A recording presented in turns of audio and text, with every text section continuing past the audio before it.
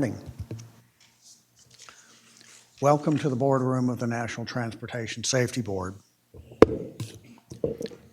I'm Robert Sumwalt. I'm honored to serve as the chairman of the NTSB, and joining us today are my colleagues on the board, Vice Chairman Bruce Landsberg, Member Jennifer Homendy. Today we meet in open session as required by the government and the Sunshine Act to consider the left engine failure and subsequent depressurization of Southwest Airlines Flight 1380 while climbing through 32,000 feet, which necessitated an emergency landing at Philadelphia International Airport on April the 17th of last year. A fan blade had fractured at its dovetail in what is called as a fan blade out, or an FBO event. In the chain of events that resulted, portions of the inlet and fan cowl separated from the airplane, and a fan cowl fragment struck the airplane's fuselage near a cabin window. The window departed the airplane, and the cabin rapidly depressurized. Tragically, one passenger lost her life, and several others received injuries. On behalf of my colleagues on the board and all of us here at the NTSB, we'd like to offer our sincere condolences to the family and friends of the lady who lost her life on board that airplane. And for the others, the occupants of the airplane, even though there may not have been physical injuries, the emotional scars may be there. And we offer our thoughts and prayers for everyone involved in this sad event.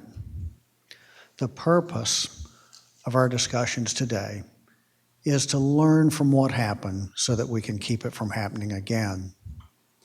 The airplane was a Boeing 737-700, and the engine was a CFM-56-7B. When the accident occurred, the NTSB was already investigating an engine failure resulting from an FBO event involving a CFM-56-7B engine on another Southwest Airlines Boeing 737-700 in August of 2016. The earlier event and the event that we're discussing today resulted in a series of inspections from the engine manufacturer CFM International and from the Federal Aviation Administration intended to detect fatigue cracking, which led to the events. But we will go beyond inspections and discuss a lesson discovered as a result of the Philadelphia FBO event. That lesson is the concept of a critical location for an FBO impact on the engine in case. During this FBO event, the fan blade impacted the fan case at a location that was critical to the structural integrity of the fan cowl. This discovery puts manufacturers and aircraft operators in a position to take actions that can ensure the structural integrity of the fan cowl in an FBO event. We also recognize that other airframe and engine combinations might have led to the critical fan blade impact locations, and an impact at those locations could affect nacelle components, including the inlet and fan cowl. And although not a factor in this accident outcome, we will discuss the flight crew's performance during the emergency, including the decision of the crew to land at Philadelphia. In today's board meeting, the staff will lay out the pertinent facts and analysis found in the draft report. They will present the findings, the probable cause, and recommendations to the board. We on the board will then question the staff. We'll deliberate and vote on any proposed amendments to ensure that the report that we adopt today truly provides the best opportunity to enhance safety. On November the 14th of last year, the NTSB held an investigative hearing to discuss this accident, and all of the exhibits from that hearing are available on our website at ntsb.gov. The public docket for today's board meeting, also available on our website, contains more than 1,300 pages of additional information, including photos and post-accident interviews. Once finalized, in about 3 to 4 weeks, the final report from today's board meeting will actually be published and available on our website. Now, Managing Director Sharon Bryson, good morning. If you'll kindly introduce the staff. Good morning. Thank you, Mr. Chairman. A few announcements to the audience before we begin. I'd kindly request that you, if you have not already done so, please silence your mobile phones and other electronic devices. There are 2 exits from the boardroom. Here at the front of the auditorium, you can see on either side of the dais. Go down the stairs and through the door. This will take you into the hallways of the lower level of the office building before you depart the facility. The other exit would be the way that you entered the boardroom, walk up the aisle, out the glass doors that you entered, out the stairs, and exit through the large glass doors to the outside. Once you've exited, turn left and follow the sidewalk to the end of the street. NTSB staff and the security personnel will direct you in the event of an emergency. We'll also direct you when it's safe to return to the boardroom. And should one be needed, there is also an AED device in the lobby of the boardroom, and security personnel can contact 911 if needed. If you have any questions or concerns, please don't hesitate to speak with anyone on the NTSB staff. Thank you. Seated at the panel this morning with me, unless otherwise noted, are staff members from the Office of Aviation Safety. On the first row, starting to my right, is Mr. Tim LeBaron, who is the Deputy Director in the Office of Aviation Safety. To his right is Bill English, the investigator in charge for this accident. To his right is Pierre Scarfo, who handles power plants. Next to him is Dr. Matt Fox, metallurgy. He is from the Office of Research and Engineering. Brian Murphy, at the end of this row, handles structures. Seated directly behind me is Darlene Hatchett. She's the Director of the Office of Safety Recommendations and Communications. To Darlene's right is Kathleen Silba, our General Counsel. To her right is Jim Ritter, the Director of the Office of Research and Engineering. To Jim's right is Karen Stein, the report writer for this report. To her right is Jason Fedak, Survival Factors. To his right is Captain Marvin France, Operational Factors. Seated in the very last row is Andy Olbis, Air Traffic Control, and he's handling our visuals and timing for today. Next to him is Greg Bersari, who handles maintenance records. Joe Greger, cockpit voice recorder from our Office of Research and Engineering. Charles Cates, also from flight data, handling the flight data recorder, also from the Office of Research and Engineering, and Nathan Hoyt from our Office of Safety Recommendations, handling aviation recommendations. The presentations will begin with an overview by the investigator in charge, Mr. Bill English.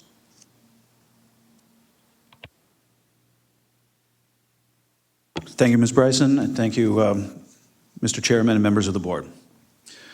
On April 17th, 2018, at 11:03 Eastern Daylight Time, Southwest Airlines Flight 1380, a 737-700, experienced a failure of the left engine, a CFM-56-7B, and partial loss of the engine inlet and fan cowl during climb. Fragments from the engine inlet and fan cowl struck the wing and fuselage, resulting in a depressurization due to the departure of one passenger window. The flight crew conducted an emergency descent and diverted into Philadelphia International Airport. Of the 144 passengers and 5 crew members aboard, 1 passenger received fatal injuries and 8 passengers received minor injuries. The initial climb was normal, weather was good, when the crew reported that passing through 32,600 feet, they heard a loud sound and numerous alarms indicating a failure of the left engine. A cabin altitude alarm sounded, indicating a depressurization of the airplane. The airplane rolled left about 41 degrees before the crew was able to level the wings. They donned oxygen masks and began an emergency descent. ATC advised that Harrisburg Airport was the nearest. The crew decided to divert to Philadelphia, which was equal flying time and had better emergency services available. The flight crew secured the failed engine within 36 seconds. They experienced difficulty controlling the airplane, severe vibration, and noise as they initially focused on basic control and executing an emergency descent. The crew initiated relevant emergency checklists, and although they did not complete all of the items as prescribed, with limited time and numerous complicating factors, they coordinated with each other, and none of the omitted steps affected the outcome. As the flight diverted to Philadelphia, it was evident that the left engine suffered severe damage. The inlet had completely separated from the engine, except for portions of the containment shield and other small pieces. The majority of the inboard fan cowl was distorted, twisted, and flattened, while almost the entire outboard fan cowl was missing. A portion of the fan cowl and latch mechanism struck the fuselage near the window adjacent to row 14. The impact resulted in the window departing the airplane, causing a rapid depressurization of the cabin and the partial ejection and fatal injury to the passenger in seat 14A. The sides of the fuselage, including window areas, are not designed to withstand impact. The cabin crew, with the assistance of passengers, brought the injured passenger back in and initiated first aid. Some passengers were reseated to accommodate the efforts. As the airplane approached Philadelphia, none of the flight attendants were secured in their jump seats. Mr. Fedock will discuss the cabin safety issues from this event in his presentation. The investigation found one of the left engine fan blades separated at the root due to a fatigue crack. Dr. Fox will have details of the metallurgical findings and the history of cracking in this type of fan blade in his presentation. At the time of failure, the blade tip struck the engine fan case, resulting in a large impact load to the engine case and the fragmentation of the blade into several pieces. Portions of the fragmented blade were ejected forward into the inlet. There was significant damage to the inlet and fan cowl that was unexpected for a fan blade out event. Mr. Scarfo will discuss the details of the fan blade out event in his presentation. The Boeing 737-700 engine nacelle is flattened on the bottom to accommodate ground clearance. The fan blade initially contacted the fan case near the 6 o'clock or bottom position, adjacent to the flattened area.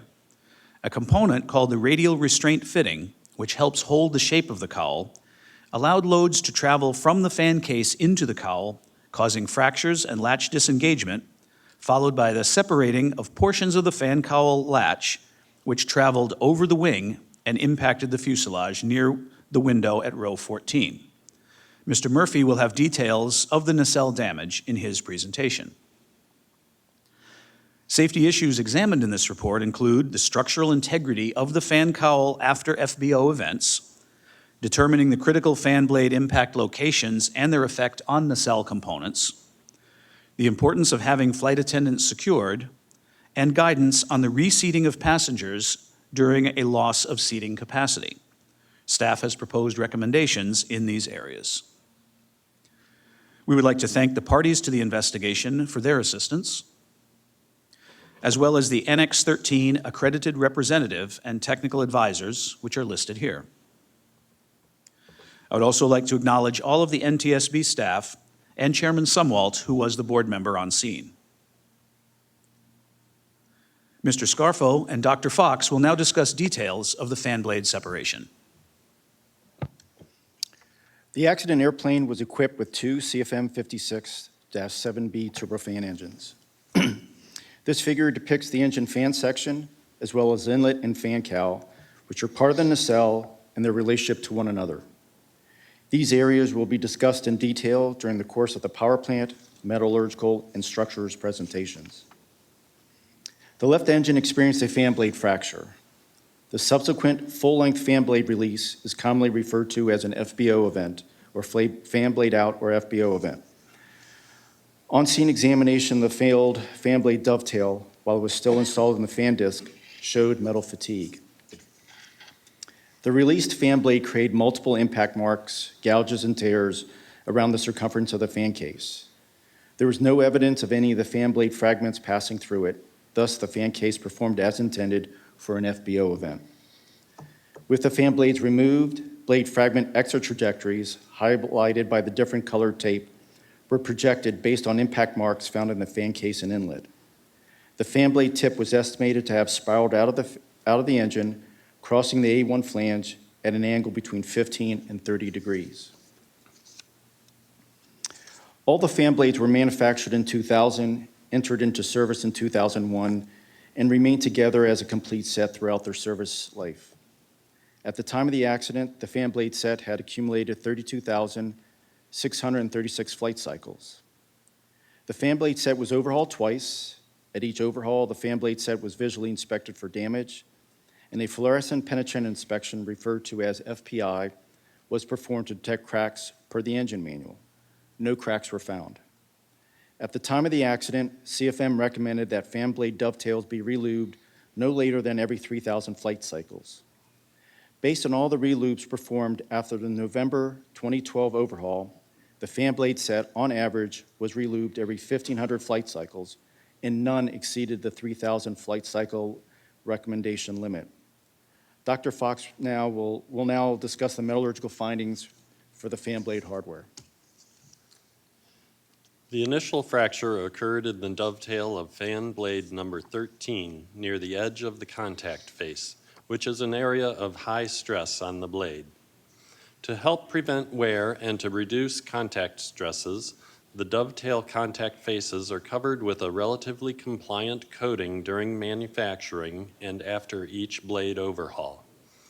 Additionally, shims are installed on the dovetail with lubrication applied to the contact faces before first installation, after overhaul, and during each blade relubrication.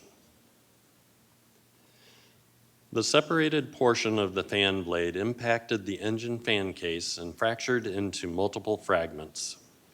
The recovered portions of the fan blade, representing approximately 75% of the original blade, are shown in the left image, and the dovetail portion shown at the right was recovered from the slot in the fan disc. The blade fracture occurred due to a low cycle fatigue crack that initiated on the convex side of the dovetail near the leading edge. The remaining 23 blades from the accident engine were inspected using multiple non-destructive inspection methods, and no additional cracks were detected. A similar fan blade fracture occurred in August 2016 in another CFM-56-7B engine during a Southwest Airlines flight that landed safely in Pensacola, Florida. In response to fatigue cracks found in fan blades from that accident, CFM reevaluated the dovetail stresses and determined fatigue cracks initiated because the dovetail was experiencing peak stresses that were higher than originally predicted.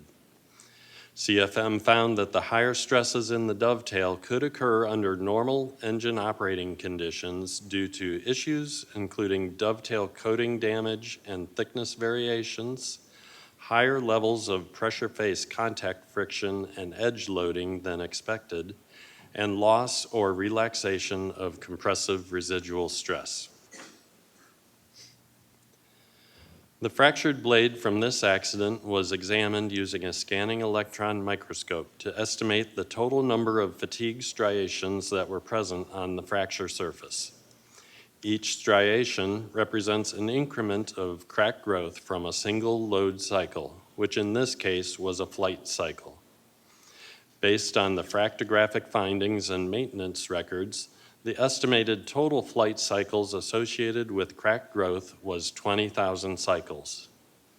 Maintenance records showed that the blade had been overhauled 10,712 flight cycles before the accident, which means the blade was likely cracked at the time of last overhaul. As mentioned earlier, fluorescent penetrant inspection was used to inspect for cracks in the blade overhaul.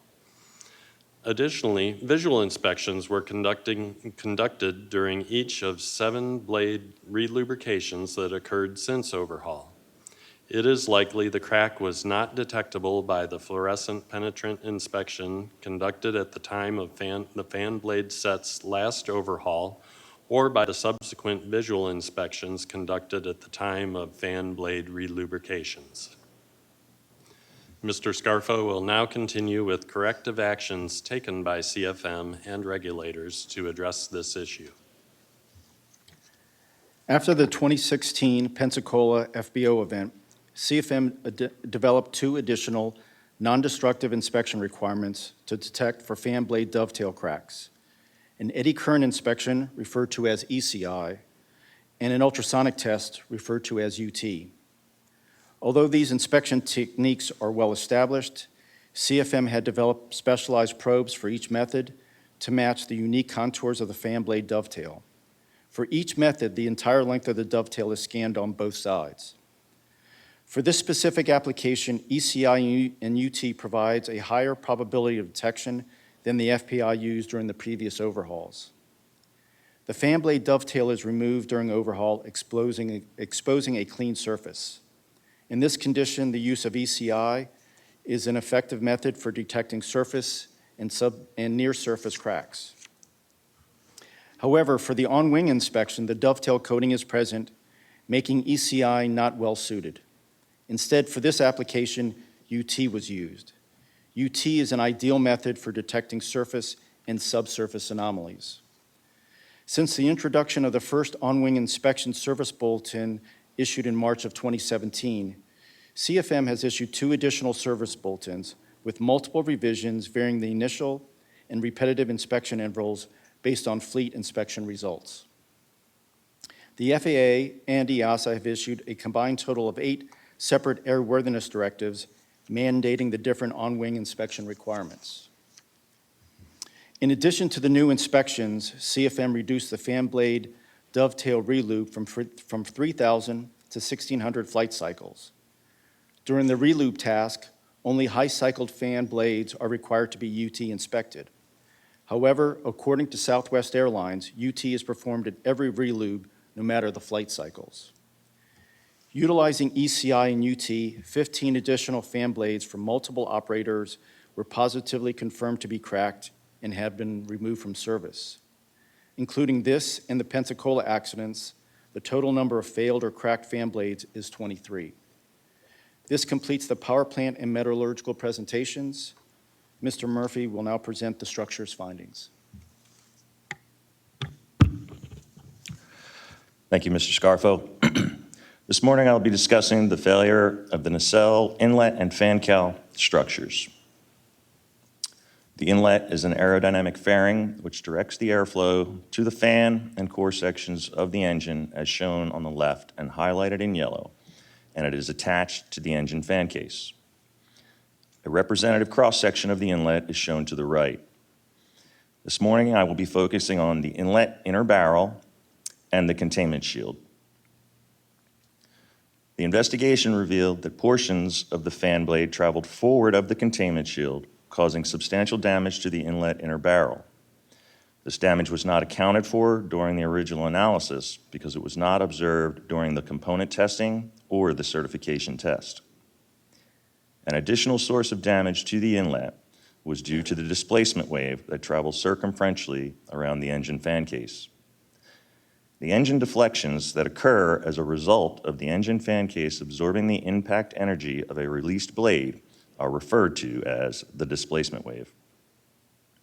Those deflections and associated stresses caused additional local damage to the inlet.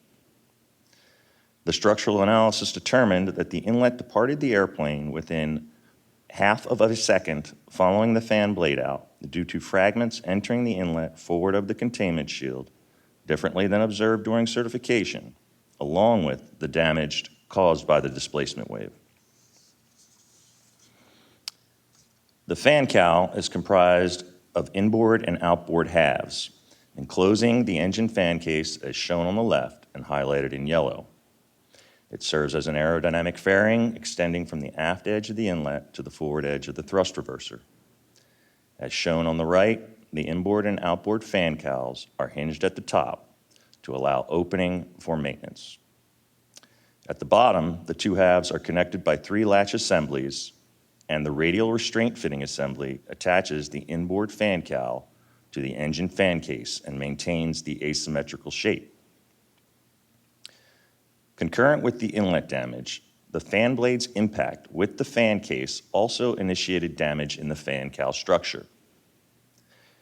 During the preliminary design of the fan cowl, the predicted loads for the radial restraint fitting following a fan blade out were extremely high, and it was assumed the fitting would fail immediately following the fan blade out, and it was thus omitted from the analysis.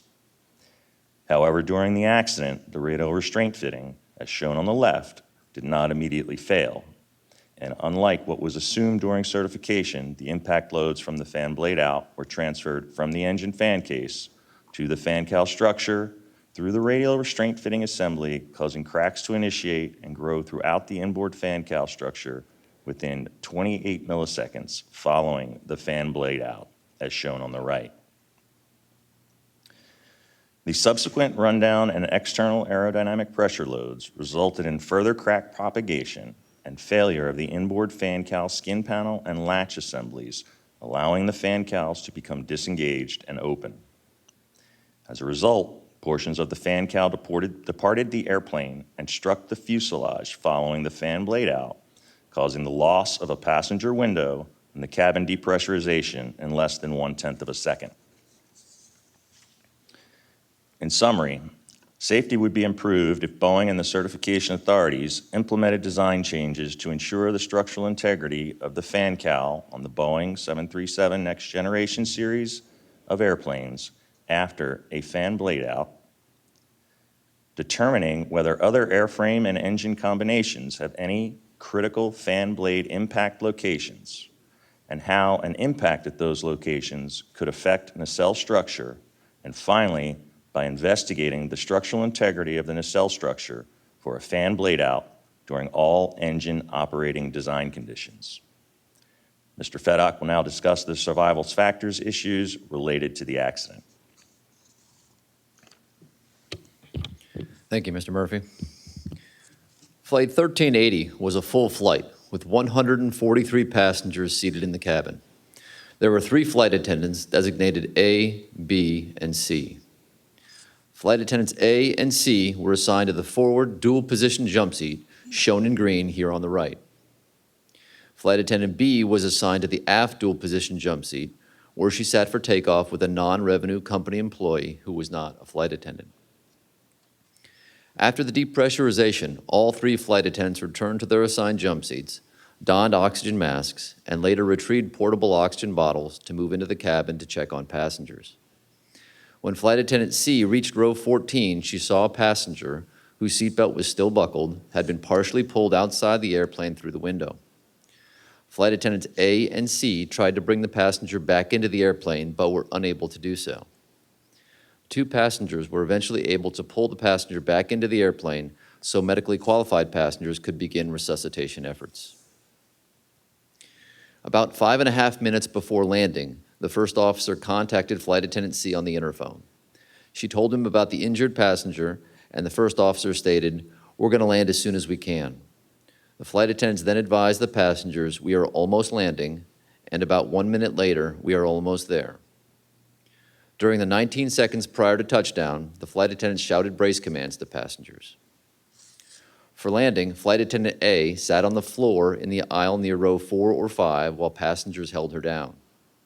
Flight attendants B and C sat on the floor in the aft galley, while a displaced passenger from row 14 and the non-revenue company employee sat on the aft flight attendant jump seat. The dual-position jump seat in the forward galley was unoccupied during landing. The flight attendants' decisions to sit on the floor were contrary to guidance in the company's flight attendant manual that flight attendants needed to be seated in their assigned jump seats with their restraints fastened for every takeoff and landing. The manual also stated that during a planned emergency landing, flight attendants were required to occupy their jump seats in order to be prepared for a possible evacuation after landing. Staff recognizes that the emergency descent was challenging for all of the crew members because of the conditions inside the airplane. However, being fully prepared for an evacuation is a flight attendant's most critical responsibility in an emergency situation. Although not a factor in the outcome of this accident, the flight attendants should have been properly restrained in their assigned jump seats for landing. This flight was full, with no open passenger seats remaining, and the flight attendants needed to reseat the 2 passengers from row 14 so that the injured passenger could receive medical care. The displaced passengers went to the aft galley. One sat on the aft flight attendant jump seat, and the other sat on the floor for landing. The Southwest Airlines flight attendant manual and training did not address a situation in which no additional seats were available for reseating passengers. Similarly, a review of FAA regulations and guidance materials did not identify any specific guidance for this situation. Guidance addressing options for reseating passengers during an in-flight loss of seating capacity would help air carriers implement procedures to address this situation. In summary, staff has proposed 2 recommendations to address the cabin safety issues in this accident. Safety would be improved by Southwest Airlines flight attendants reviewing the lessons learned from this accident and training. Safety would also be improved by the FAA developing guidance to mitigate hazards to passengers affected by an in-flight loss of seating capacity. This concludes staff's presentations. Thank you very much for those presentations. We'll now turn to the board member questions. Vice Chairman Landsberg. Thank you, Mr. Chairman, and thanks the staff for a most comprehensive report. Approximately how many CFM-56-7B engines are there in service worldwide? Approximately 14,600, give or take. How many blades does that equate to? Any thought on that? Approximately 356,000. That's a lot of blades. How many fan blade out failures have there been? For the CFM-56-7B, the only 2 full fan blade out events are the one in Pensacola and the investigation that we're working on right now. There have been 2 other partial fan blade tip events due to ingestion events, but those would not be categorized as true FBO events. So would it be fair to characterize this as highly unusual? Absolutely. And these engines have been in service since when? The engine was certificated in 1996, and the airframe was certificated in 1997. Okay. What was different about this fan blade out event in the Philadelphia event and the one that we were investigating where the aircraft landed in Pensacola with no injury? There were several different aspects to that investigation. One was the fan blade impact location in Pensacola. It was roughly between the 3 and 4 o'clock position. For Philadelphia, it was at the 6 o'clock position. In Pensacola, we lost the entire blade. That in the Philadelphia event, we retained the blade root, and midspan, we only lost parts of the midspan and tip. During all the certification and rig tests, we've never lost an entire blade going forward, so that made Pensacola quite unique. The inlet departed for Pensacola towards the fuselage. That's what caused the depressurization in that event. It departed outboard for Philadelphia, and the other major difference was in Pensacola we retained the fan cowls, and for Philly we did not. Could you describe what happens when there's a rapid depressurization inside the cabin?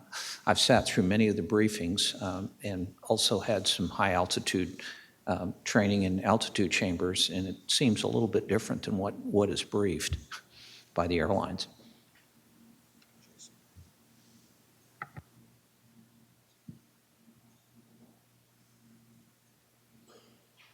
Conditions in the cabin will get windy, foggy, and there'll be likely debris flying about. So it's not quite as benign as the oxygen masks will come down from the ceiling, put on your mask first and tighten and so on. There's likely to be a lot more confusion, and the temperature drop. Temperature outside at those altitudes is probably in the neighborhood of 30 to 50 below zero. Is that correct? It sounds accurate, yes. So what we're dealing with is a really chaotic situation. Fair statement? Initially, yes, conditions in the cabins changed dramatically. Okay. I've got some more complicated questions to ask, so I'll yield the rest of my time. Great, thanks. Member Hamady. Thank you. What are the FAA requirements for development and certification of the engine and airframe with respect to fan blade out events? As far as the engine is concerned, there's two major regulations that do with fan blade containment. In essence, what they're telling us is that for protection of the aircraft, you don't want any fan blade or basically any fan blade material to go through the fan case. So you want radial containment. And for those particles or fragments that you cannot contain, you need to provide extra trajectories and energies so that the airframe manufacturer can develop a secondary type of containment protocol to make sure that the airplane is safe to fly. And during development and certification of the engine, 8 fan blade out rig tests and 2 engine fan blade out containment certification tests were conducted. Can you describe how those tests are conducted and what the purpose of the tests are? Prior to a certification test, there's multiple rig tests, and those are essentially component type testing where you're testing a particular feature, whether it's the fan case, the axial retention of the blades, blade interaction. You want to understand the loads, the way the fan blade fragments and its trajectories. So you like to have all that before you do a full-up certification test or a full-up rig test. So when you get to the point of you think you've got all your ducks in a row, then that's when you go ahead and you do what they did was a Rig 4 test, which was the first test prior to certification that had production representative hardware. Prior to that, it was pretty much just development hardware. Well, and can you, and I always try to keep in mind that there may be people watching who are not familiar with terminology that we use or this event. Can you describe what a rig test is? A rig test is essentially a component test. So it will not be a full engine and maybe a set of blades. It may not be the entire set of blades. It'll have developmental hardware like the fan case or anything that they want to go ahead and test. So it's a very specialized test, not the whole engine. And this may be for Mr. Murphy, I'm not sure, but was an inlet installed during any of the tests, and is that a requirement in the regulations? I believe for the first certification test, yes, there was an inlet installed. I think it was one rig and one certification test, right? One rig as well, but they do not have to be the production hardware. They need to match other characteristics, the mass, the weight, the center of gravity, the stiffness, those types of things are required.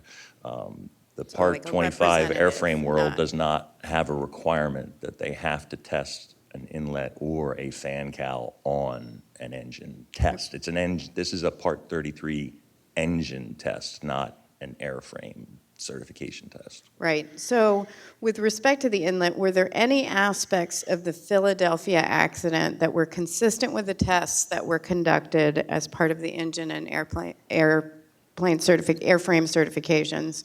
And were there any significant differences? The significant difference is during the rig tests, the rig test 4 that you mentioned, and the certification test, we never lost the inlet. In one case, we had considerable damage to the inlet, but that was due to additional blades that were released.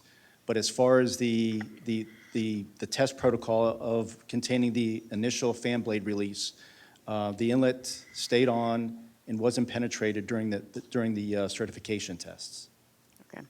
I have additional questions on the fan cowl, which I'm definitely going to go over in my 40 seconds, so I'll wait and yield to you. Sounds great. Thank you very much. Mr. LeBaron, as you know, ICAO Annex 13 says that the state conducting the investigation shall make the final report publicly available as soon as possible and, if possible, within 12 months. Now, here we are 19 months after the event. I understand that investigations take a while, but just so the public can understand, what challenges might you have encountered to cause this report to to go on for this long? So this particular investigation, as you know, there was a lot of technical stuff that we had to figure out.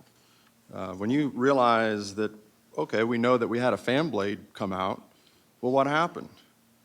And so this was a very technical investigation, and that's why it took longer than normal. Thank you very much. And you held a public hearing last year. So anyway, thank you. You know, what is impressive is that I was there on the ground with many of you that afternoon in Philadelphia. It was a cold, windy day, and Mr. Scarfo and Mr. Murphy stuck your head in the engine inlet, and within a matter of seconds, you had identified and could point out the fatigue fracture. And that evening, when we did a press conference, we could report to the public that it was fatigue. So it's gratifying to watch our professionals work and do the work that you do. So thank you for that. So, Mr. Scarfo, I heard a reporter a few weeks ago ask me about the uncontained engine failure.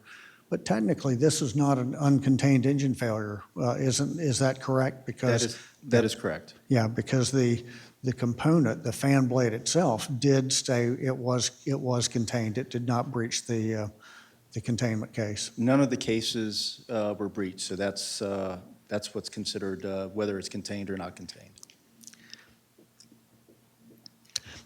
So this blade did not perform as CFM and probably Boeing had intended. I think that in certification tests they expected the blade to move forward in a direction, a heliacal direction about 15 degrees max. Is that correct? Whereas this one moved forward about between 20 and 30 degrees? The design requirements for the inlet were for a fan blade traveling across the A1 flange at 15 degrees. Based on all the damage and scrape marks from the fan case and inlet, it was decided that the fan blade crossed over that same flange between 15 and 30 degrees. So it was outside of what was anticipated from the certification test? It had traveled beyond which was documented during the rig and certification test, yes. Did it travel forward of what's called the containment doubler? Yes, it did. Yes. So as I understand it, in the certification test, they had the blade coming out at the 12 o'clock position. That is correct. And they figured that that was the most critical position because there it had the potential to come up, cause damage to the pylon and possibly the wing. I believe the 12 o'clock position is an arbitrary position. If you canvass different engine manufacturers, they may have different release points, and it's typically usually a function of the test facility where you point cameras and lighting. So there are no regulations or guidance from the FAA on where you do the release point. In this case, we found that it was critical because it impacted the fan case at the 6 o'clock position, which then, as pointed out in your presentation, transmitted the loads through the radial restraint fitting that put it down into the fan cowl itself. That is correct, and just for clarity, when they do the certification test, the fan cowls are not installed, so that's not something you would necessarily have noted during the certification test. Great, thank you. Vice Chairman. We seem to be focusing a lot on certification, so in following along with my colleagues here, what have Boeing and GE Safran done since these two accidents to reduce the probability of a repeat? As far as the engine is concerned, there's been, as I presented, new inspection techniques. So during overhaul, you have the ECI, and on wing, you have the UT. So the essence is to catch these cracks before they develop to the point of fracture. So no change then in the testing procedure for future engines in terms of, as we said here, this was not an uncontained engine failure. The blade was contained, but unfortunately, the cowling was not. And so the end result was exactly the same. So I'm just curious if there's been any discussion or direction about how we conduct the testing that ensures the integrity, I guess, of the cowl as well. I think there's been discussions on analyzing a fan blade out event at different speeds, if that presents a different challenge to the, not only to the case, but to the airframe structure. Currently, the FAA has a mechanism in place so that if new technology is introduced or the current regulations for that technology aren't adequate, the FAA can have a special condition. Special condition provides additional guidance on how either testing or the analysis of that data occurs. So do I understand correctly that the CFR Part 33 has not changed since 1984? That is correct. Essentially, even though the engines are getting bigger and more powerful, the requirements are essentially the same. Does it seem like we've learned something here that might indicate that those rules perhaps should be looked at again? From the engine standpoint, I think the regulations as is, other than maybe having further analysis on different release points and different rotor speeds, but essentially the regulations are for demonstrating the capability of radial containment. So, as the chairman has pointed out, initially it was thought, well, the 12 o'clock position would be bad or the worst case scenario, or it was based on how they had the test rig set up. Is that correct? That is correct. And so this blade exited at the 6 to 6:30 position where it caused it to impact the cowl latch. Is that correct? It impacted the fan case, and those loads got transmitted down to the fan case. Understand. It almost seems like in order to get proper testing here, I'm showing my ignorance here, but you've got 360 degrees of possibility. How do we address that, or can we say with some degree of certainty that there are certain areas that are absolutely more critical than others? The one thing that we have to realize that the containment test is a Part 33 test. It's really an engine test. It's not an airframe test. And it's really to demonstrate the radial capability of the fan case, and if fragments do eject forward, that those energies and trajectories get accounted for and provided to the airframer. So it's really not an airframe test. It's not required that airframe parts have to be on it. It's always good to have that, but it's not a requirement. So what the airframer would have to do is a lot of this has to be done by analysis. Once the loads are provided to them, they would have to analyze those loads at different impact locations. Is that being done?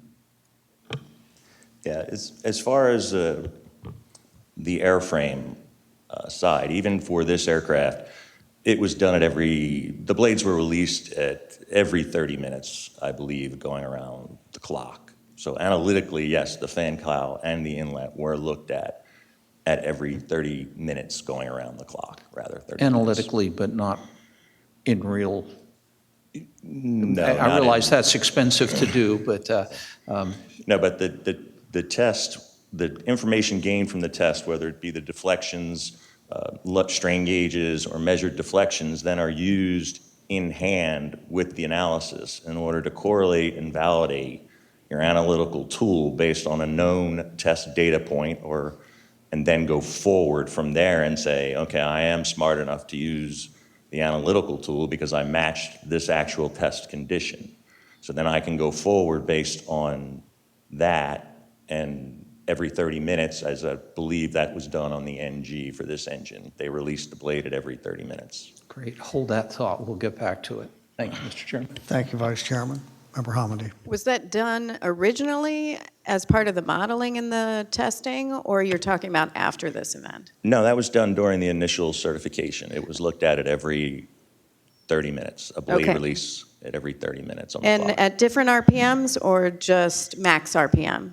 No, for this, as far as, there were different fuel configurations, but no, not for different engine speeds. It was done for what the test was, which was a maximum max. RPM, so that was what was correlated to say we could go forward with that. And max would typically be at takeoff, not in cruise, correct? Yes, that is correct. Okay, so how, and we mentioned this in the report, because a fan cowl is not required to be used during the certification, during the testing, and that's so they can see how the engine performs, correct? And so Boeing then took what was learned from the rig tests and the certification tests, and then they did modeling with this Nastran, am I saying that right? Nastran. Nastran. Nastran finite element model. Can you describe how that works in English? Yeah, well, I'm an engineer, so my English Right, isn't that okay. good. So, but it's basically a mathematical simulation of the structure. You have your stiffnesses of the structure.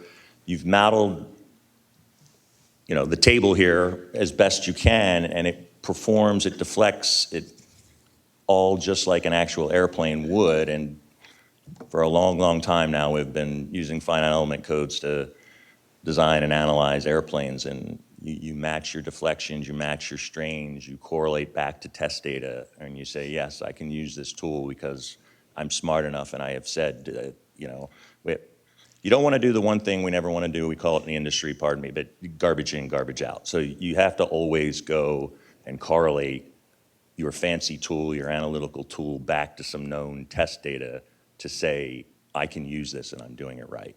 Great. So as a result of that modeling, there were some conclusions or assumptions that were derived on how loads would be transferred to the radial restraint fitting, correct? Yes. And first, can you describe for people who aren't familiar with this, why did they need the radial restraint fitting? The radial restraint fitting was just there because of the shape, the engine and the landing gear configuration, and they had to get a flat bottom. Because it was a large nacelle. diameter engine, right? And they needed the flat bottom, so in order to keep it latched and closed at the bottom and keep it in that shape, that's the only reason it was put there. Okay, so what did Boeing assume or derive from the testing on the radial restraint fitting?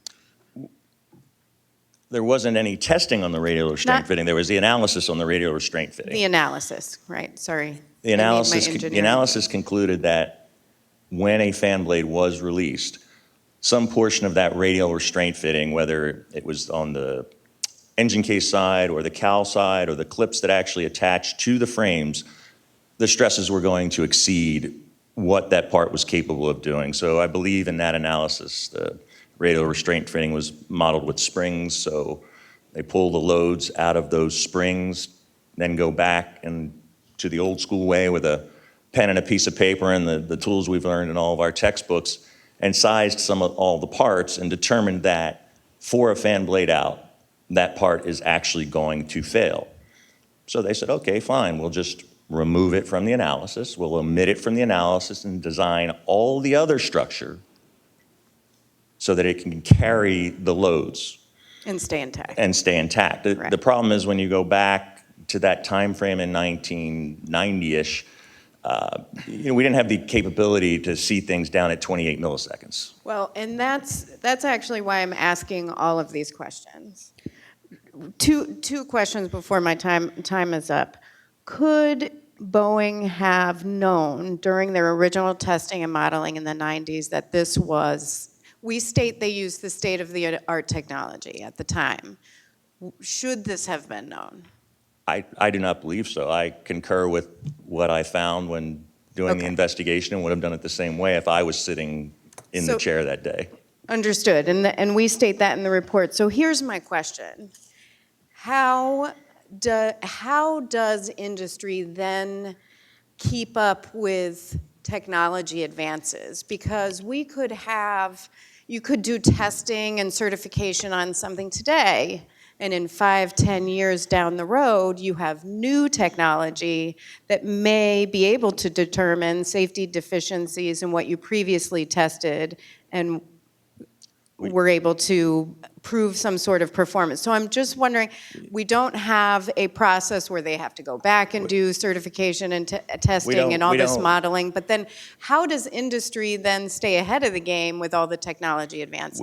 We don't go backwards unless we have an event such as this. Then we take today's tools and we put them to use on an event like this.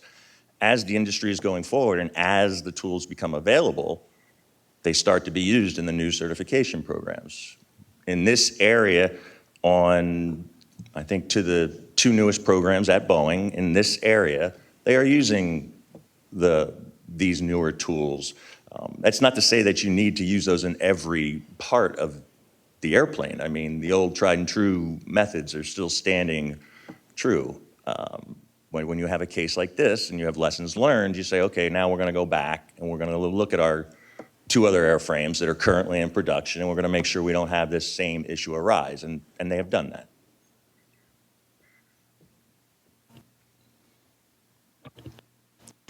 Thank you, Member Hamady. Dr. Fox, did we find any material defect in this fan blade? I know about almost 2 years ago, we did an investigation of a CF6 engine and I think the low pressure turbine that had dirty white spots, for example. Did we find any material defects here at all? We looked at the materials and there were no anomalies or defects. Thank you very much. So, as the Vice Chairman said, Mr. Scarfo, this engine has this engine type CFM-56-7B has nearly 15,000 in service, 400 million flight hours fleet-wide, 200 million cycles. There have been 2 FBO events, full FBO events. Both have been on Southwest Airlines airplanes. Is that correct? That is correct. Of the 23 fleet-wide cracks that have been identified, how many of those have been on Southwest airplanes? That's a good question. I'm not exactly sure I have the exact number. They are the fleet leader. They have the majority of the 23. The Pensacola event had quite a few. The Philly event had 1. And then there's been a few that were found during service. But I don't have the exact number of the 23. Yeah, I was told yesterday by Southwest that it's around 16 that they've had, 16. So is there anything that staff has found? They're the only organization that's had 2 FBO events, and they've had the majority of the cracks. Is there anything that staff has found in your investigation that may be related to Southwest Airlines and the overrepresented number of fan blade cracks or FBOs? We have found nothing that's unique to Southwest to account for them having those 2 events, whether it's maintenance or operational. Okay, thank you. So this fan blade set was overhauled in October of 2012, and at that point, since then it's accumulated about 10,712 cycles. Why was the crack? Okay, but we know this crack originated about 20,000 cycles ago. That was the initiation of the cycle of the crack. So therefore, if it's had 10,000, almost 11,000 cycles since then, as you said in your presentation, this pretty much means that the crack was prior to its last shop visit, its last overhaul. Why was this crack not detected by FPI? Well, any non-destructive inspection technique is going to have a probability of detection for any crack of any given size. And that goes for the FPI inspection that was in effect at the time the blade was overhauled. So there's lots of reasons why, potential reasons why a crack might not be detected using that technique. Certainly if the crack's too small, for the technique, but the other issues can be surface condition. This particular this blade has a compressive residual stress applied on its surface that helps with the fatigue life, but it also makes it more difficult and challenging for some techniques such as FPI to detect cracks. So there's a lot of, and then you got the visual inspections as well that, you have even lower probability for a given crack size. All right, so let's talk about the visual inspection. So this dovetail was relubricated 7 times, so that's 7 visual inspection opportunities. It was not caught there. Yeah, that's correct. And why was it not detected? Well, the crack is very close to the coating, the dovetail coating, so that makes it more difficult to detect. And in some cases, in the Pensacola case, it was actually under the coating, so there was, where you wouldn't be able to see it visually. So really, for that inspection, it really has to be a very large crack at that point to really be able to detect that. Good, thank you very much, Vice Chairman. You mentioned the probability of detection using the visual detection techniques. That would depend, I guess, on the visual acuity of the inspector to a certain extent, and the diligence of the inspector, the condition of the inspector, et cetera, human factors, if you will. Could you make a distinction between the probability of detection in percentages between, say, the visual detection versus ultrasonic and eddy current, since I think that's where we are now moving to, if I understand correctly? I don't think we have any specific numbers on that, but certainly the ultrasonic inspection will allow for better detection for that on-wing inspection, and especially for any cracks that are initiating underneath that dovetail coating that are going to be completely invisible to the visual inspection. That ultrasonic inspection should detect those. And then the eddy current inspection that's been implemented during the overhaul process, that's also an even more sensitive technique potentially to find these cracks. So just better we don't have any qualitative description of that. Those numbers have been run, just to, to determine the inspection intervals, you kind of need to know your probabilities and set up your, what's your probability of detection, and, what's your confidence in being able to have multiple opportunities to detect those cracks. So following up on the chairman's question here of, this particular blade had a crack present, and it went through 7 inspections prior, and nobody caught it. How much confidence do we have that the new inspection protocol is going to be significantly better? We're very confident. Okay. Perhaps at a very high level you could describe, because I think we've been sort of hitting all around it, but if you could describe how the fan blade testing protocol has changed, and also the inspection protocols since these 2 events. As far as the inspection is concerned, prior to the Pensacola event, FPI and visual at overhaul and on-wing was merely a visual. But since then, for overhaul, we still keep with the visual, we still keep with the FPI. Now we added the ECI. And for the field inspections, you still do the visual, but now you have the UT as well. Okay, and over what period of cycles? Because I think we've suddenly recognized that the initial inspection period was perhaps a bit optimistic. So CFM has issued several different service bulletins for the initial and repetitive inspections. The intent was to go after the high cycle blades first, and as those got inspected, the service bulletins got modified to go to lower and lower inspection time or cycles for each of the blades. So essentially, the way the service bulletins are written and the ADs are required is that you first have to go through the first inspection, the initial inspection. And right now, I think anything that has greater than 17,000 cycles needs to be inspected. So the repetitive part does not necessarily kick in. Like I presented, Southwest has taken the proactive step in saying, we're not going to wait for that initial, we're just going to do the repetitive inspection at every opportunity. How often is that? Every 1,600 cycles.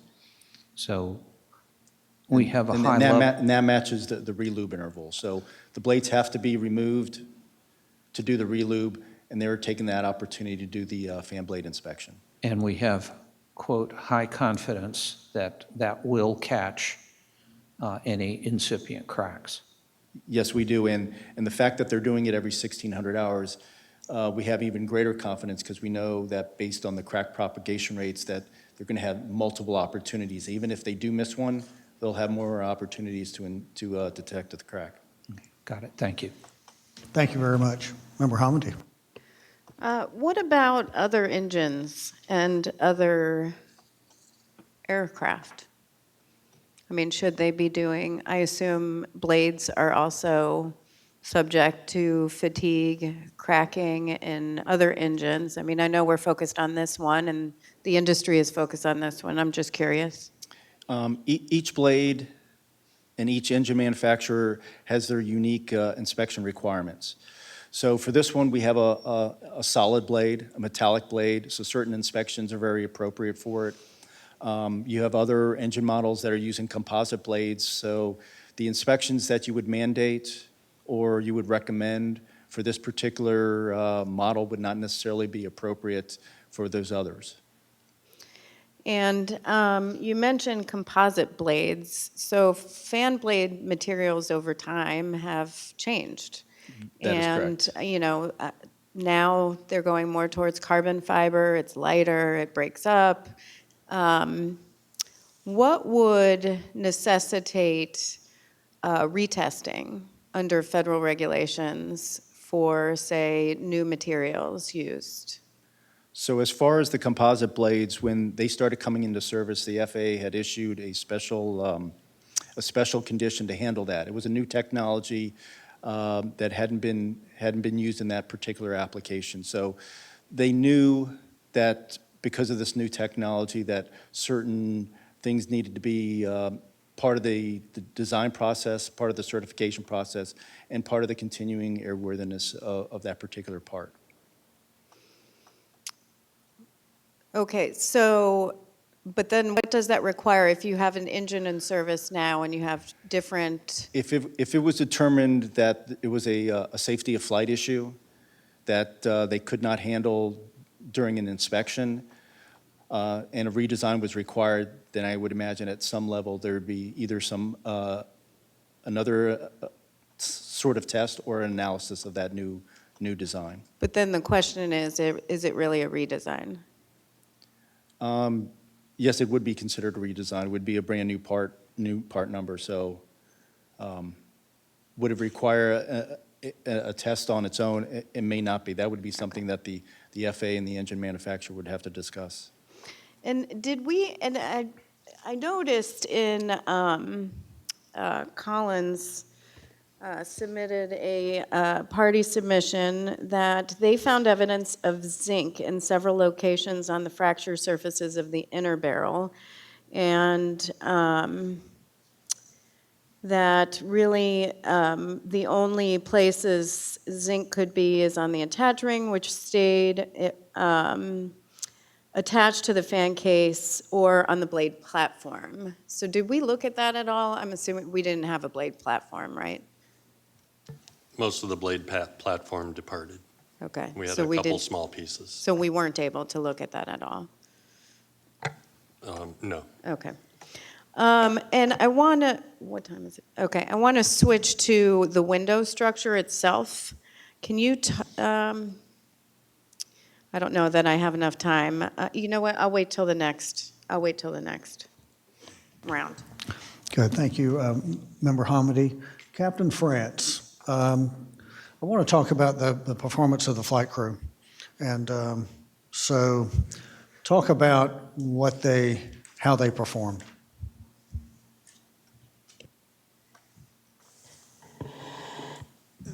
Their performance, as outlined in their report, they seem to accomplish all necessary items, although, as we noted in the report, the checklists were not all executed per the SOP, per the instructions in the actual checklist, but essential items were accomplished. The crew seemed to be able to handle what looks, according to FDR data, a difficult airplane to fly. Some significant forces were required on the flight controls to keep the airplane straight and level or in the required descent, and that seemed to be handled appropriately as well.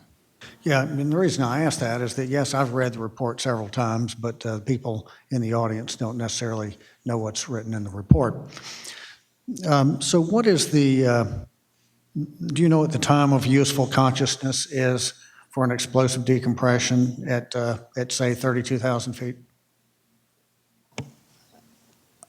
Off the top of my head, I do not. Well, according to FAA guidance material, it's somewhere between about 15 and 30 seconds. So the definition of the time of useful consciousness is the time that you would be able to take an appropriate action to, is that basically correct? It's not really how long you will stay conscious, it's the time that you would be able to put on your mask and do things like that. Is that about right? I believe that's correct. I believe the operative word is useful consciousness. Yeah. Yes. So they didn't have a whole lot of time to put on their mask. They did put on their mask quickly. They started the descent. As you mentioned, they didn't. The captain elected to once she realized the severity of the injury in the back, she made the decision to. Originally, she called for about a 20 to 25 mile final. Once she realized that someone was out the window, she said, let's get it on the ground, basically. And they didn't have time to do all the checklists, but she elected to land flaps 5. What was her reasoning for that? In her interview, she described controllability issues. The plane was not handling anywhere near, I believe, what she was expecting or what in regards to the type of forces she'd experienced in her simulator training. So she was worried about getting too slow, which would be required if there was a higher flap setting. She didn't want to get too slow because of her concerns about controllability. Yeah, so as I recall, she elected to land with flaps 5. The typical landing flap setting for an engine out would be flaps 15. She made that decision. Basically, she used airmanship. She used judgment because she felt that that was the safest thing to do. And as I recall, Regulation 91.3 gives the pilot in command the authority to deviate in the event of an emergency to do what he or she deems necessary. And I'm not one to ever advocate skipping checklists. In fact, I'm one to oftentimes point out the importance of skipping checklists. But in a situation like this, frankly,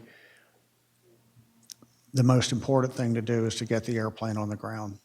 Keep the blue side up, get the landing gear down, put it on the concrete. And they did that. And in their crew interviews, they each commented, they kept going back to the number one thing in their little mantra that they have on the front of their QRH. The 4 things you want to do: maintain aircraft control, analyze the problem, take appropriate action, and maintain situational awareness. And they both said that they kept going back to that number 1 thing: maintain aircraft control. And this agency has seen a number of accidents that something has happened or perceived to have happened where the flight crew did not maintain aircraft control. What this crew did do is they got it on the ground safely, and that's why we need a well-trained, well-experienced flight crew flying our airliner cockpits these days. That's what we need. Vice Chairman? Thank you, Mr. Chairman. I will echo his comments regarding the flexibility of the FARs to let the pilot and command make whatever decision is needed to get down and maintain control. Is there any consideration for changing possibly the checklists that were involved in this, particularly given the circumstances here? The aircraft did not perform quite the way I think anybody had expected it to, and I realize this is an odd event, but is this something that will be brought up in training? And a follow-on to that is, will simulators, will there be some modification made to the simulation aspects? Regarding the checklist, the investigation didn't look into any potential needs for checklist modifications. Both crew members stated in their interviews that they felt like the checklists were adequate and they felt like their training had been good as well. In regards to your question about simulators,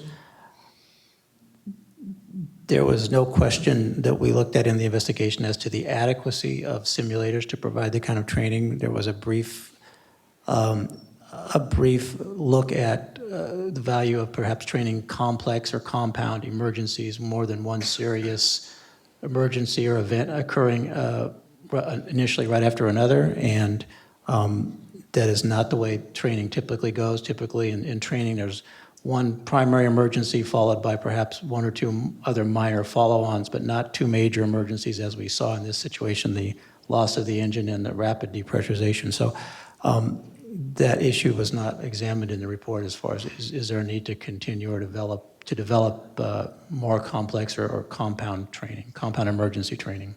Yeah, I've been in the receiving end of that in simulation, and it's one of the mantras of the training facilities not to overburden the pilot because you can break anybody.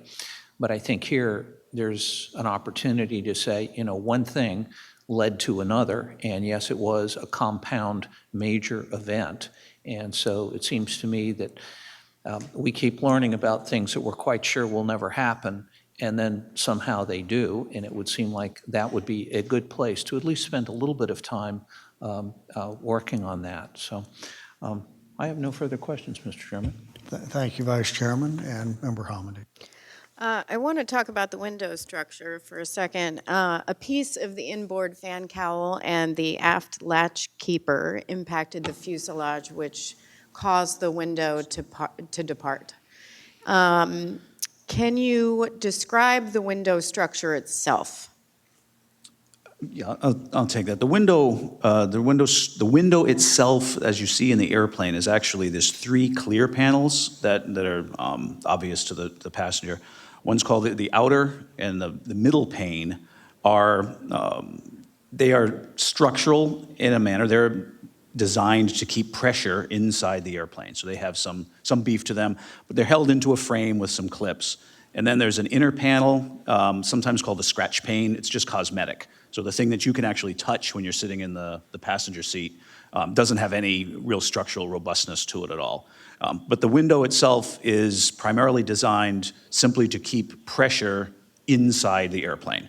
It is not designed to withstand any kind of impact damage at all. Which was my next question. And so this accident was the first known complete loss of window loss event for the Boeing 737 aircraft, correct? What other window fracture or loss events have occurred? I don't know of any other full window loss events. Yeah, on the 737. Not for the nothing in- 737, Yeah. just in general. That's okay. It's mentioned in the report. It's fine. Okay. What's Yeah, that? it's very small, whatever it is, and Actually, we have, according to Boeing, as of August 29, 2019, there were 33 outer plane fracture events in the 737 fleet and 16 such events in the 757 that's fleet. just- In yeah. all of these cases, the middle plane carried the applied pressure load. There were about 8 other complete passenger window loss events that occurred on airplanes and other company fleets, and then we mentioned some others as well. And so my question is, and I also read this in one of the party submissions, a recommendation for further analysis concerning departure of the window and whether that should be looked at.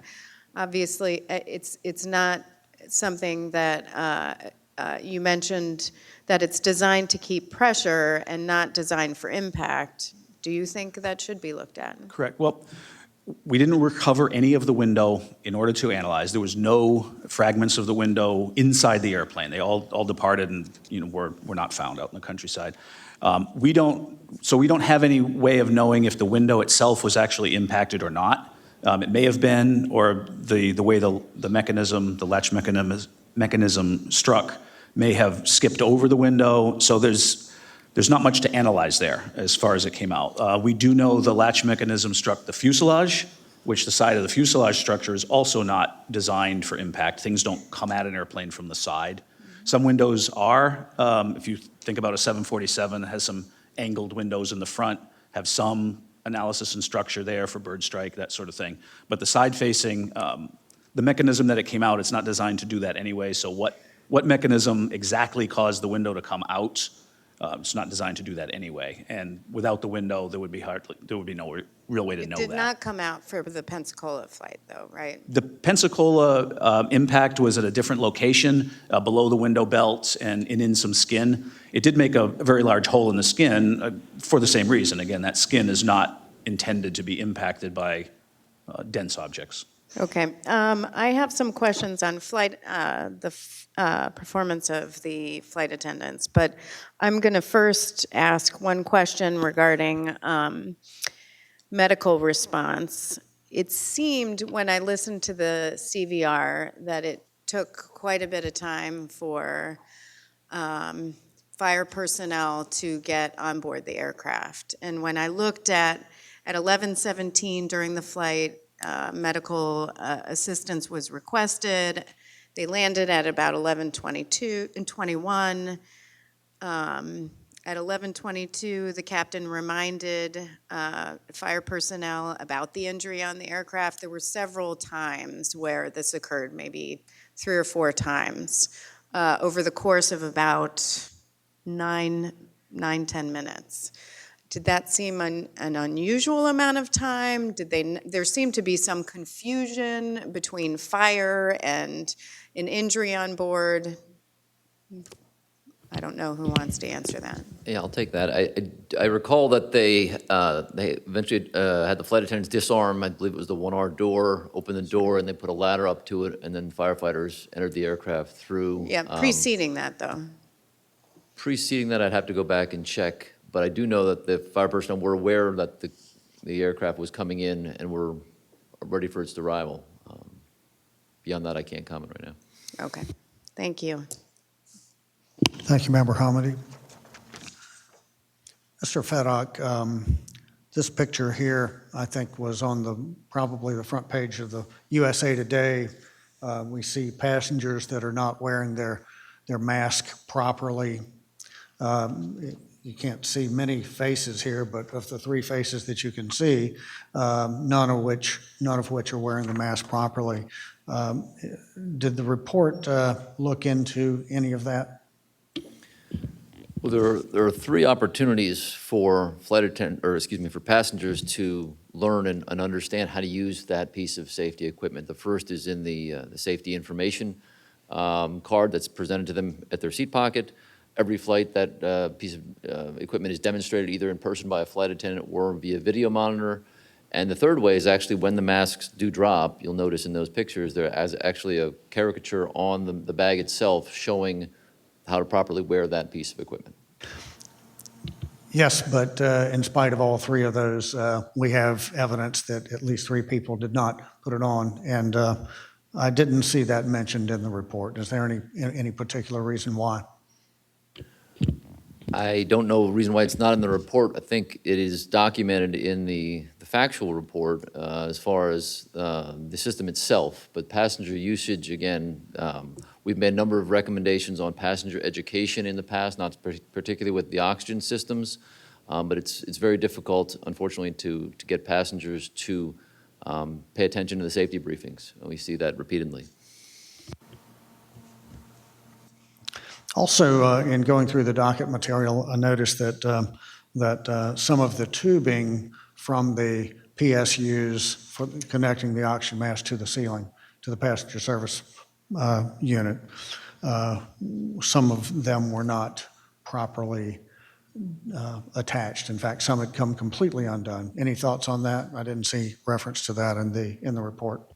Right, when we documented the cabin, again, 24 to 36 hours after the event, we noted, I think there were between 13 and 15 tubes that were disconnected from the manifold. But you need to remember that the entire airplane was deplaned with passengers retrieving baggage and fire personnel going on board, so there's a significant snag risk there. We did have reports from one flight attendant and at least one passenger that there were some tubes that disconnected from the manifold. One passenger helped another passenger by reinserting it. And again, the flight attendants went through the cabin and ensured all the passengers were receiving oxygen because there are additional masks at every manifold and at every row of seats. Well, thank you. I talked about the performance of the flight crew, and as far as the flight attendants, they were dealing with a horrific situation, one that they are trained for, but you would never expect to see it or experience it. In one case, the A flight attendant was going through the cabin, and when she noticed that people were having difficulty with their mask, she then took her own mask and allowed those people to breathe from her own mask while she reattached their mask or their tubing. So I think that they were dealing with a situation where they had seen something and experienced something that no one would ever really expect to ever go through. I think under the circumstances, they did, in my opinion, a nice job. As you mentioned, they did not make it back to their jump seats in time for landing, but I think they tried their best to act professionally and take care of the passengers to the best that they could. So I have no more questions at this point. Member Hamady. Yeah, I want to echo what the chairman said. I do think the flight attendants faced a situation that they never thought they would be in. Certainly you train for it, but you can certainly hear in their voices, the portions on the cockpit voice recorder, how chaotic it was and likely panicked everyone was. And in fact, they state in their interviews to investigators how many times that they had to calm other passengers down. And I imagine that would be in any similar scenario. So I do want to have you walk through, Mr. Feduck, what the flight attendants were doing at the time. Do you want to start? At the time of the depressurization? Yeah. We had, they were just beginning their service. So they were up in the cabin. One was in the lavatory, one was putting her apron on, getting ready for service. And so flight attendant A, she was the one who had come out of the lavatory. She realized what was going on. She sat down in her jump seat. Flight attendant C also sat down in the jump seat. They had their masks on. B was in the aft galley. At some point, the Southwest employee who was in the jump seat got her attention, and she sat down in the jump seat and put her mask on. And at some point, they all get their portable oxygen mask, and they start going through the cabin. A starts down, C passes her, from what I can tell from the interviews. B is coming from the back.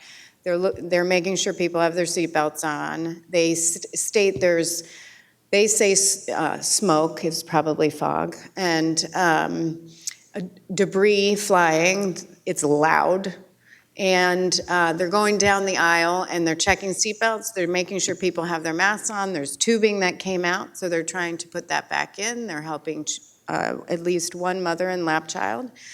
And at some point, A comes across C, who is Flight Attendant C, who is helping the passenger in row 14.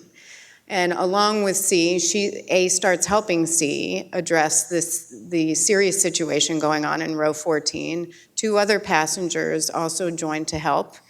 And once they were able to get the passenger back in the plane, they had the entire row 14, and so they took the two passengers in row 14 and put them in another location in the aft galley. So the two passengers go to the aft galley, and there's a Southwest employee who jump seated, who's in one jump seat, and so there in the stool jump seat, there's a second jump seat that's available. So the flight attendant puts one person from row 14 in that jump seat and another person on the floor, and because the plane is full. And so my question is, we talk in the report about how A was on the floor, C was on the floor during landing, a lot was happening. They did not hear, other than, we're landing at Philly, which occurred around 11:05. They landed at 11:21. So 15 minutes went by. They did have 19 seconds where they realized that they were about to land, so they were yelling for people, heads down, brace commands. My question is, we say in the report that the flight attendants should have all been in their jump seat. What was B supposed to do? Because somebody in row 14 was placed in the seat. Right. And as you point out, there's a proposed recommendation in the report to provide additional guidance from the FAA to carriers about what to do to reseat occupants when you have an in-flight loss of seating capacity. And there are other reasons you may have that on a flight, and the fact that there's not guidance out there left the flight attendants a little bit high and dry as far as what do I do here. And I concur with the chairman's response that I think for the most part, they handled this emergency per their training and per their procedures. However, at the end of this, they needed to be in their jump seats because they needed to be prepared to evacuate an aircraft that had already had significant damage to it, and they were unaware of what other potential damage might be to it. And having an accident at landing, those flight attendants needed to be secure and safe so that they could potentially evacuate that aircraft. So what to do with the passenger? If you have a spare capacity on a flight attendant jump seat, in this case, the forward flight attendant jump seat was unoccupied, you could have put the passenger up there. Again, we're looking for additional guidance from the FAA, what to do if there is no seating capacity.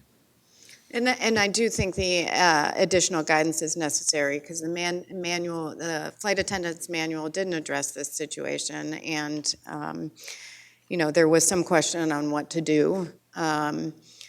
But in this situation, I do think the FAA has to consider what happens if there is no seating available, because I think it would be difficult for a flight attendant to come back later and say, okay, now you have to sit on the floor. I don't see that happening. Right. Although the flight attendant's job is to be able to evacuate the aircraft after, in the event of an accident, I just feel like that probably wasn't something that was going to happen, where a flight attendant comes along and says, okay, now you got to get out of the seat that I put you in and sit on the floor so I can sit there. So hopefully the FAA can sort that out with some guidance. Thanks.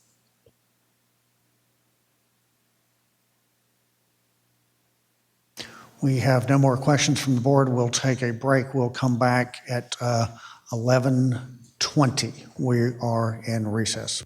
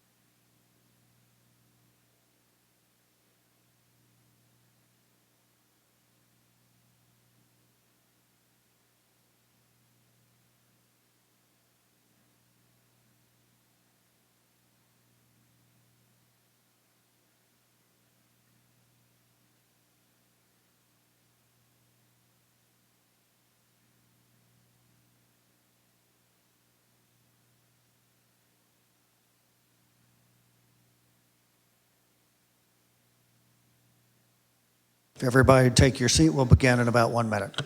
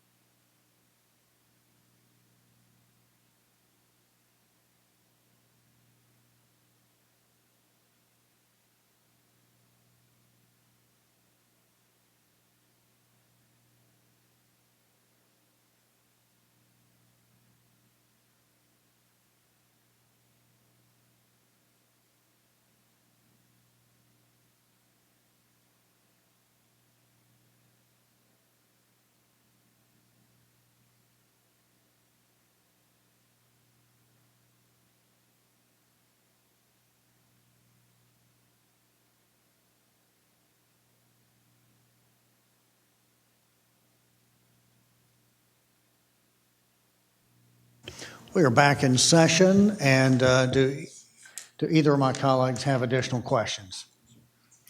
Thank you very much. Ms. Bryson, if you'd please read the proposed findings. Yes, sir. As a result of this investigation, staff proposes 13 findings. Number 1, none of the following were factors in this accident. 1, flight crew qualifications which were in accordance with U.S. regulations. Number 2, flight crew medical conditions. Number 3, the airworthiness of the airplane before the left engine failure occurred. And number 4, Southwest Airlines maintenance of the airplane. Number 2, the low cycle fatigue crack in the fan blade dovetail initiated because of higher than expected dovetail stresses under normal operating loads, and this crack was most likely not detectable during the fluorescent penetrant inspection at the time of the fan blade set's last overhaul and subsequent visual inspections at the time of fan blade relubrications. Number 3, the requirement to perform an eddy current inspection at the time of fan blade overhaul and an ultrasonic inspection at the time of blade relubrication should enable cracked fan blades in CFM-56-7B engines to be detected and removed from service before the cracks reach a critical size and the blades fracture. Number 4, the fan blade fragments that traveled forward of the fan case, along with the displacement wave created by the fan blade's impact with the fan case, caused damage that compromised the structural integrity of the inlet and caused portions of the inlet to depart from the airplane. Number 5, portions of the fan cowl departed the airplane because, number 1, the impact of the separated fan blade with the fan case imparted significant loads into the fan cowl through the radial restraint fitting.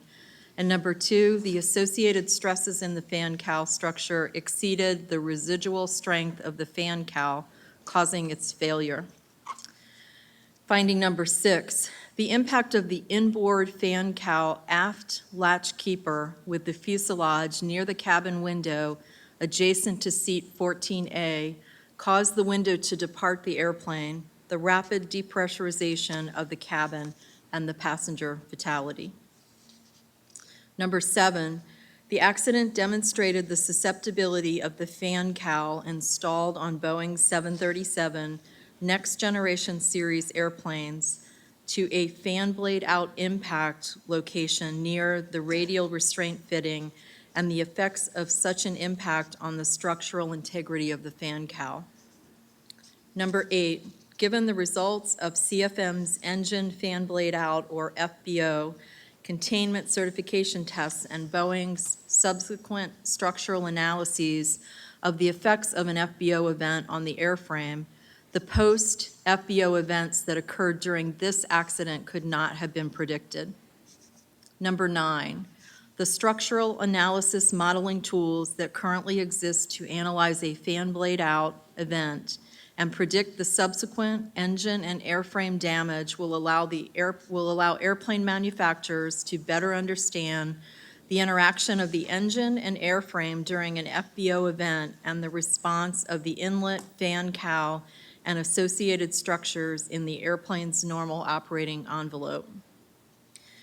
Number 10, performing required checklists according to standard operating procedures is a critical part of safe flight operations. However, given the emergency situation aboard this flight, the flight crew's performance of most but not all of the items on the engine fire or engine severe damage or separation non-normal checklist, and the non-performance of the 3 other relevant non-normal checklists allowed the crew to appropriately balance the procedural requirement of executing checklists with a high workload associated with maintaining airplane control and accomplishing a safe and timely descent and landing.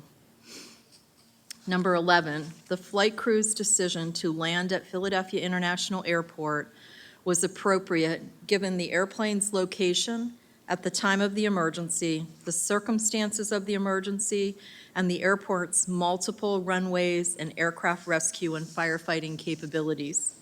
Number 12, although not a factor in the outcome of this accident, the flight attendants should have been properly restrained in their assigned jump seats in case an emergency evacuation after landing was necessary.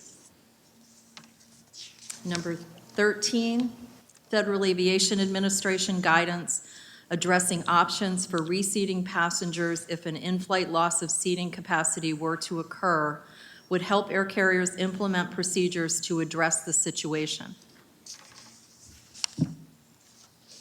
Thank you very much for reading those. Are there any proposed amendments?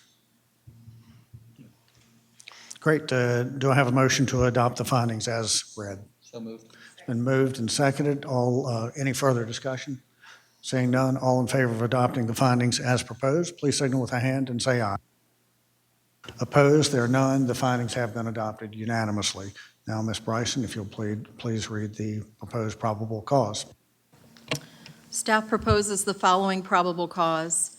The National Transportation Safety Board determines that the probable cause of this accident was the in-flight separation of fan cowl components, including the inboard fan cowl aft latch keeper, which impacted the fuselage near a cabin window and caused the window to depart from the airplane, the cabin to rapidly depressurize, and the passenger fatality. The fan cowl components separated from the airplane because a fan blade, which had fractured due to a fatigue crack, impacted the engine fan case at a location that was critical to the structural integrity and performance of the fan cowl structure. Okay, thank you very much. There's an amendment. Do any of my colleagues have an amendment? I know I do. Okay, I'd like to propose an amendment. This has been passed out and handed out, and then I have made a pen and ink correction to some of your copies. I'll read it as I'm proposing it. So my motion is to amend the probable cause to read as follows. The National Transportation Safety Board determines that the probable cause of this accident was a low cycle fatigue crack in the dovetail of fan blade number 13, which resulted in the fan blade separating in flight and impacting the engine case at a location that was critical to the structural integrity and performance of the fan cowl structure. This impact led to the in-flight separation of fan cowl components, including the inboard fan cowl aft latch keeper, which struck the fuselage near a cabin window and caused the window to depart from the airplane, the cabin to rapidly depressurize, and the passenger fatality. That is my motion. Do I have a second? Okay, we have 2 seconds, so, but thank you. We have a second. It's been seconded. It's been moved and seconded. As far as discussion, yes, I'm offering this amendment because I believe that the initiating event is, in fact, the low cycle fatigue crack, which resulted in the fan blade separating. The way that it is currently drafted by staff is that it says that the cause of the accident was the in-flight separation of the fan cowl components. It's not until later that it talks about the fatigue crack. So that's my motion. Any further discussion? Staff would sure love to hear your point. So thanks for handing out ahead of time. We reviewed it, and staff has no objection. Wow, I didn't expect that.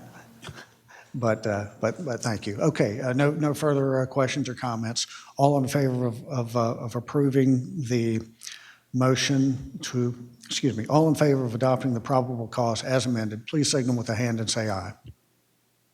Opposed, there are none. The probable cause has been passed as amended. Now, Ms. Bryson, if you'll please read the proposed recommendations. As a result of this investigation, staff proposes 7 new safety recommendations. 5 of those recommendations are to the Federal Aviation Administration. Number 1, require Boeing to determine the critical fan blade impact location or locations on the CFM-56-7B engine fan case and redesign the fan cowl structure on all Boeing 737 Next Generation Series airplanes to ensure the structural integrity of the fan cowl after a fan blade out event. Number 2, once the actions requested in safety recommendation number 1 are completed, require Boeing to install the redesigned fan cowl structure on new production 737 Next Generation Series airplanes. Number 3, once the actions requested in safety recommendation number 1 are completed, require operators of Boeing 737 Next Generation Series airplanes to retrofit their airplanes with the redesigned fan cowl structure. Number 4, expand the Title 14 Code of Federal Regulations, Part 25 and 33 certification requirements to mandate that airplane and engine manufacturers work collaboratively to, number 1, analyze all critical fan blade impact locations for all engine operating conditions, the resulting fan blade fragmentation, and the effects of the fan blade out generated loads on the nacelle structure.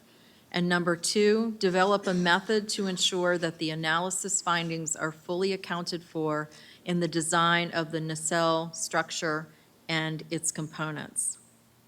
Number 5, develop and issue guidance on ways that air carriers can mitigate hazards to passengers affected by an in-flight loss of seating capacity.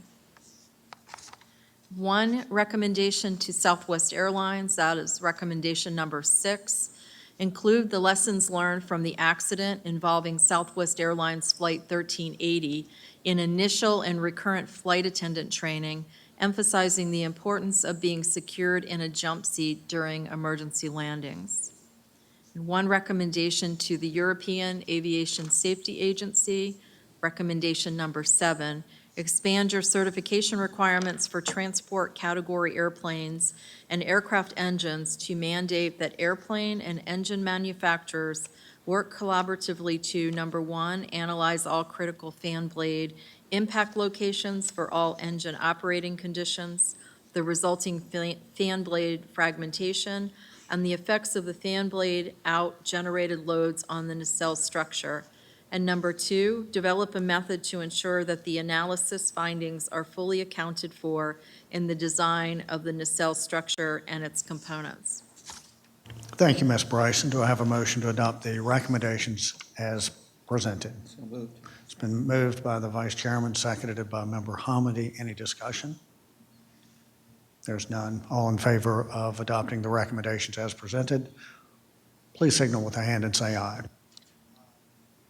Opposed? There are none. The recommendations have been approved unanimously.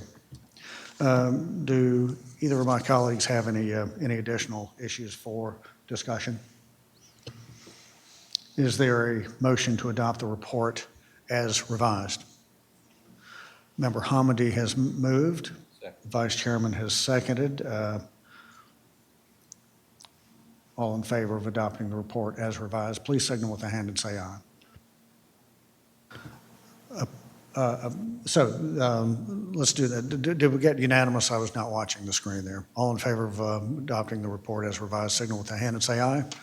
Aye. Opposed, there are none, so the report has been adopted unanimously. Sorry, I was not looking where I was supposed to be looking on that. Do either of my colleagues wish the right to file a concurring or dissenting statement? Further discussion? No.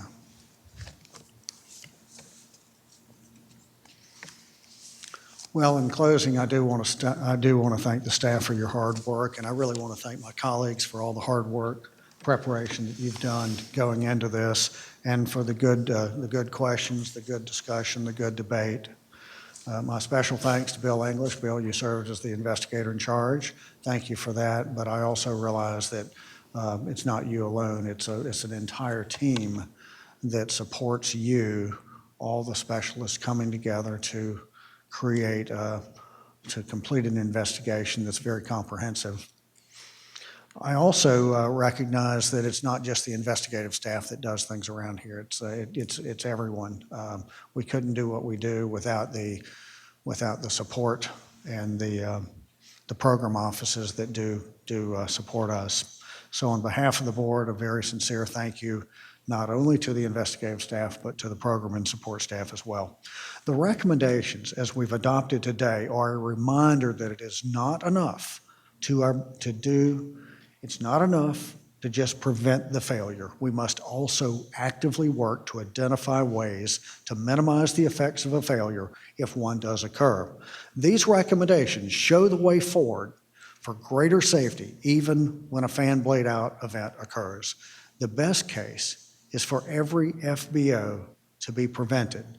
But if one does occur, everything possible should be done to mitigate the consequences of the failure. Today, we recommended that engine and aircraft manufacturers develop more robust designs of the nacelle structures and its components that account for the critical FBO impact locations. That translates to a better chance that damage to the aircraft and will be minimized during an FBO event, improving the safety of the flying public.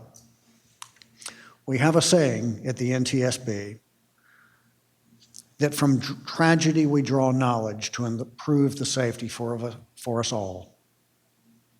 And that is why we're here today. We are to take something very tragic, very unfortunate, and try to learn from it so that others don't have to go through this. We stand adjourned. The next board meeting will begin at 1:30 in this room. Thank you very much.